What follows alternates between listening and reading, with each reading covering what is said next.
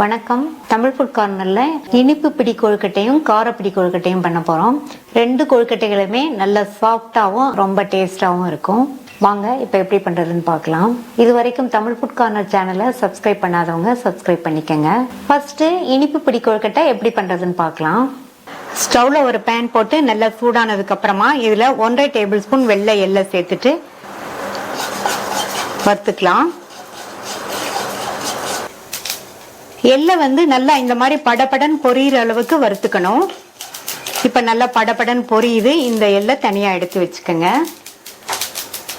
அடுத்து இந்த பேன்ல 1.5 டீஸ்பூன் நெய் சேர்க்கிறேன். நெய் உருகினதும் இதுல 3 டேபிள் ஸ்பூன் அளவுக்கு தேங்காய் துண்டுகளை நல்லா குட்டி குட்டியா கட் பண்ணி சேர்த்திருக்கேன். இதுக்கு பதில் நீங்க தேங்காய் துருவல் சேர்க்கறதுனாலும் சேர்த்துக்கங்க. தேங்காய் துண்டுகள் சேர்த்தோம்னா கொழுக்கட்டை சாப்பிடும் போது இந்த தேங்காய் துண்டுகள் கடிப்படும் போது டேஸ்ட் ரொம்ப நல்லா இருக்கும். இதை நல்லா ஒரு வாசனை வர வரையும் வறுத்துக்கலாம். தேங்காய் துண்டுகள் நெய்யிலேயே வறுபட்டு நல்ல ஒரு வாசனை வந்துருச்சு. இதையும் தனியா எடுத்து வச்சுட்டு வெள்ளக்கரைசல் ரெடி பண்ணிடலாம். நான் 1 கப் மாவு எடுத்திருக்கேன். அதுக்கு 3/4 கப் வெல்லம் சரியா இருக்கும்.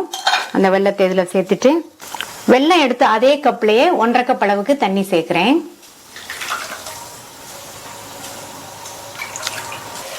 இந்த வெல்லம் நல்லா கரைஞ்சு வரட்டும்.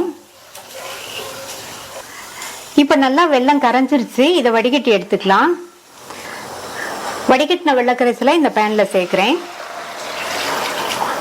இந்த வெள்ளக்கரைசலோட 1 டீஸ்பூன் நெய் சேர்த்துட்டு நெய்ல வதக்கின தேங்காய் துண்டுகளை சேர்த்துக்கலாம்.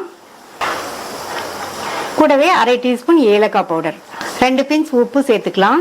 2 பிஞ்ச் உப்பு சேர்த்தோம்னா ஸ்வீட்னஸை என்ஹான்ஸ் பண்ணி காமிக்கும். இப்ப இதை நல்லா கலந்து விட்டுட்டு லைட்டா ஒரு கொதி வரட்டும். இப்ப தண்ணி கொதிக்க ஆரம்பிக்குது. ஸ்டவோட தீய குறைச்சிட்டு மாவு சேர்த்து கிளறணும். நான் 1 கப் இடியாப்ப மாவு எடுத்திருக்கேன். நீங்க சாதாரண அரிசி மாவு எடுத்தீங்கன்னா அதை லோ மீடியம் ஃப்ளேம்ல வச்சு 2 ல இருந்து 3 நிமிஷத்துக்கு வறுத்துட்டு அதுக்கப்புறமா சேர்த்துக்கங்க. இப்ப இந்த மாவு சேர்த்துடலாம்.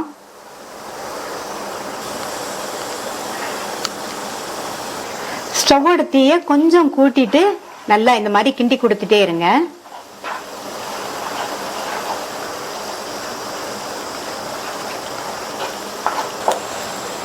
நம்ம சேர்த்த வெள்ளக்கரைசல எல்லாம் மாவு நல்லா எடுத்துருச்சு. இந்த ஸ்டேஜ்ல வறுத்த எள்ளை சேர்த்துட்டு நல்லா மிக்ஸ் பண்ணி விட்டுருங்க.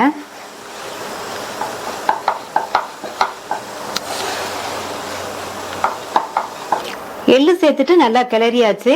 இதை வேற ஒரு பிளேட்டுக்கு மாத்திட்டு கை பொறுக்கிற அளவு சூடு வர வரைக்கும் இதை ஆற விட்டுறலாம். மாவு கை பொறுக்கிற அளவு சூடு இருக்கு. கையில லைட்டா நெய்யை அப்ளை பண்ணிட்டு இதை நல்லா ஒண்ணு சேர்த்து பிசைஞ்சுக்கலாம். மாவை நல்லா ஒண்ணு சேர்த்து பிசைஞ்சாச்சு. இப்ப இதை கொழுக்கட்டைகளா பிடிச்சிடலாம். இந்த மாவுல இருந்து கொஞ்சமா மாவு எடுத்து இந்த மாதிரி ஓவல் ஷேப்க்கு கொண்டு வந்துருங்க. அதுக்கப்புறமா விரலை வச்சு பதிய விட்டோம்னா அழகா பிடி கொழுக்கட்டை கிடைச்சிரும்.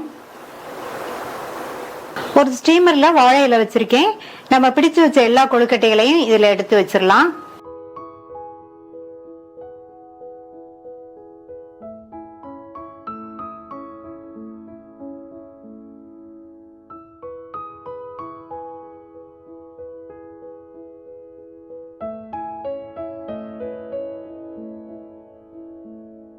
இட்லி பாத்திரத்துல தண்ணி விட்டு நல்லா கொதிச்சிட்டு இருக்கு. இதுல பிடிச்சு வச்ச கொழுக்கட்டைகளை வச்சுட்டு மேலேயுமே இந்த மாதிரி வாழை இலை வச்சு மூடிருங்க. இந்த மாதிரி வாழை இலையில கொழுக்கட்டையில பிடிச்சு வச்சு மேலேயும் வாழை இலை போட்டு மூடிட்டோம்னா கொழுக்கட்டை வெந்து வரும்போது இந்த வாழை இலை வாசனையோட டேஸ்ட் ரொம்ப ரொம்ப சூப்பரா இருக்கும். மூடி போட்டு ஸ்டவ் மீடியம் ஃப்ளேம்ல வச்சிருங்க. கொழுக்கட்டை வெந்து வர்றதுக்கு 12 ல இருந்து 15 நிமிஷம் ஆகும். 15 நிமிஷம் ஆச்சு. கொழுக்கட்டை எல்லாம் நல்லா வெந்துருச்சு. ஒரு டூத் பிக் வச்சு இந்த மாதிரி குத்தி பார்த்தோம்னா கொஞ்சம் கூட ஒட்டாம வரும். இந்த ஸ்டீமர் எடுத்து வெளியில வச்சிடலாம். கமகமன் வாழை இலை வாசனையோட நம்மளுடைய சுவையான இனிப்பு பிடி கொழுக்கட்டை ரெடி ஆயிடுச்சு. பிளேட்டுக்கு மாத்தியாச்சு. அடுத்து காரப்பிடி கொழுக்கட்டை ரெடி பண்ணிடலாம். ஸ்டவ்ல ஒரு பேன் போட்டு சூடு பண்ணிருக்கேன். அதுல 1 கப் பச்சரிசி மாவு சேர்த்துக்கலாம். இந்த மாவு பச்சரிசியை மிஷின்ல கொடுத்து திரிச்ச மாவு. இதை சேர்த்துட்டு மிதமான தீயில வச்சு ஒரு 3 நிமிஷத்துக்கு இந்த மாவை பக்கத்திலேயே இருந்து வறுத்துக்கங்க. நீங்க இடியாப்ப மாவு எடுத்தீங்கன்னா வறுக்கணுங்கிற அவசியம் கிடையாது. கொதிக்கிற தண்ணியில டைரக்டாவே சேர்த்துடலாம். மிதமான தீயில 3 நிமிஷமா வறுத்து மாவு வந்து லைட்டா சூடேறி இருக்கு.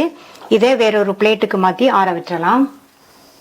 அடுத்து இந்த பேன்ல 1/2 டேபிள் ஸ்பூன் சன்ஃபிளவர் ஆயில் சேர்க்கிறேன்.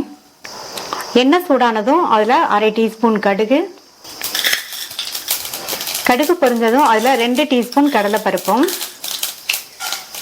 2 டீஸ்பூன் உளுந்தும் சேர்த்துக்கங்க. இந்த மாதிரி பருப்பு அதிகமா சேர்த்தோம்னா கொழுக்கட்டை சாப்பிடும்போது டேஸ்ட் ரொம்ப நல்லா இருக்கும். பருப்போட கலர்லாம் நல்லா மாறி வந்திருக்கு.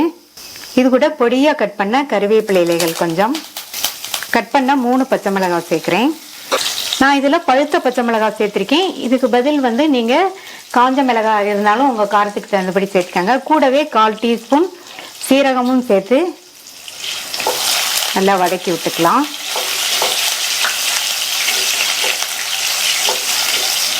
அடுத்து இதுல 1/2 டீஸ்பூன் பெருங்காய பவுடர் சேர்த்திருக்கேன். இந்த மாதிரி பெருங்காய பவுடர் சேர்த்தாதான் இந்த கொழுக்கட்டை வந்து நல்ல வாசனையா இருக்கும்.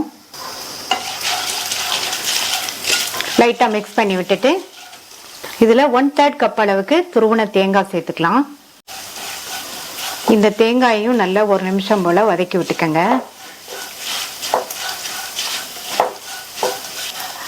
தேங்காய் துருவல் சேர்க்கும்போது கொழுக்கட்டைக்கு வந்து நல்ல ஒரு சுவை கிடைக்கும்.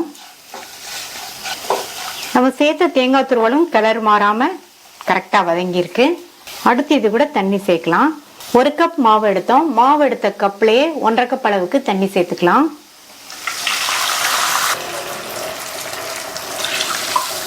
இதுக்கு தேவையான அளவு உப்பு சேர்த்துட்டு நல்லா கலந்து விட்டுறலாம். இப்ப தண்ணி நல்லா கொதிக்குது. இதுல 1/2 டீஸ்பூன் நெய் சேர்க்கிறேன். இந்த நெய் வந்து விருப்பப்பட்டா சேர்த்துக்கங்க, இல்லைன்னா ஸ்கிப் பண்ணிடலாம். இப்ப இதுல நம்ம வறுத்து ஆற வச்ச மாவை கொஞ்சம் கொஞ்சமா சேர்த்து இந்த மாதிரி கிளறிக்கலாம்.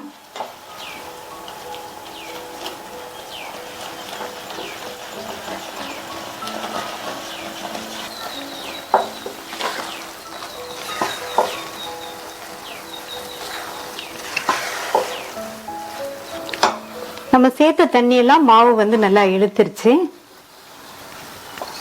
இந்த ஸ்டேஜ்ல பொடியா கட் பண்ண கொத்தமல்லி இலைகள் கொஞ்சம் சேர்த்துட்டு மறுபடியும் நல்லா ஒரு தடவை மிக்ஸ் பண்ணி விட்டுட்டு ஸ்டவ் ஆஃப் பண்ணிடுங்க.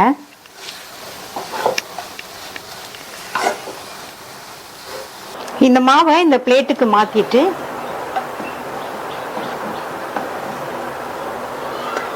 மூடி வச்சிருங்க. கை பொறுக்கிற சூடு வர வரைக்கும் ஆறிட்டு இருக்கட்டும். மாவு இப்ப கை பொறுக்கிற அளவு சூடு இருக்கு. கையில வந்து லைட்டா மட்டும் எண்ணெயை அப்ளை பண்ணிட்டு நல்லா ஒண்ணு சேர்த்து பிசைஞ்சுக்கலாம்.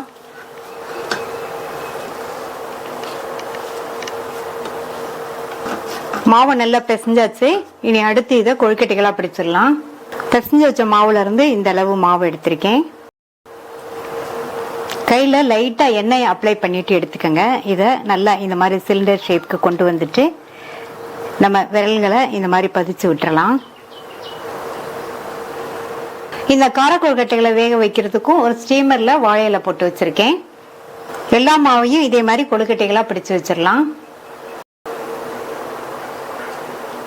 எல்லா கொழுக்கட்டைகளையும் பிடிச்சு வச்சாச்சு. ஆவியில வேக வச்சிடலாம். இட்லி பாத்திரத்துல தண்ணி விட்டு நல்லா கொதிச்சுட்டு இருக்கு.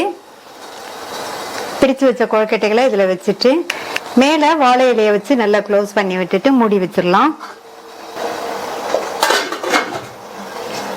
ஸ்டவ் மீடியம் ஃப்ளேம்ல வச்சிருங்க. இந்த கொழுக்கட்டை வெந்து வர்றதுக்கு 10ல இருந்து 12 நிமிஷம் ஆகும்.